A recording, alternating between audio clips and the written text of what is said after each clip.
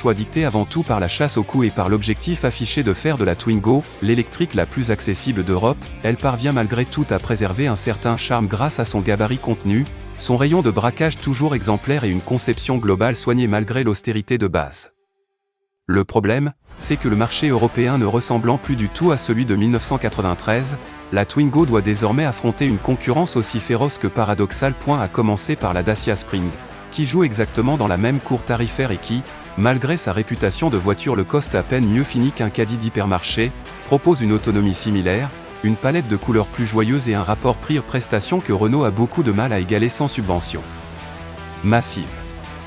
Et c'est précisément là que le bâtiment blesse. En France, contrairement à l'Italie, les aides publiques ne permettront jamais de ramener la Twingo à 9 900 €, un tarif qui la ferait se vendre plus vite que des places pour un concert de Taylor Swift.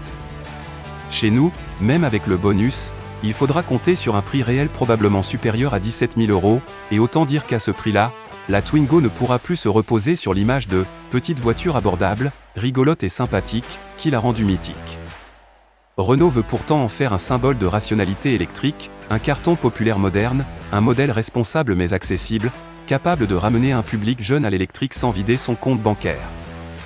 Un objectif louable, mais difficile dans un pays où l'on peine déjà à financer le passage au tout électrique pour les classes moyennes. Reste la question du style. Là où la première Twingo incarnait une sorte de joie automobile pure, une fantaisie assumée dans un monde encore monotone, la quatrième génération semble avoir troqué son grain de folie contre un sérieux presque administratif, comme si la voiture était passée d'un personnage de dessin animé à une fiche de déclaration d'impôt.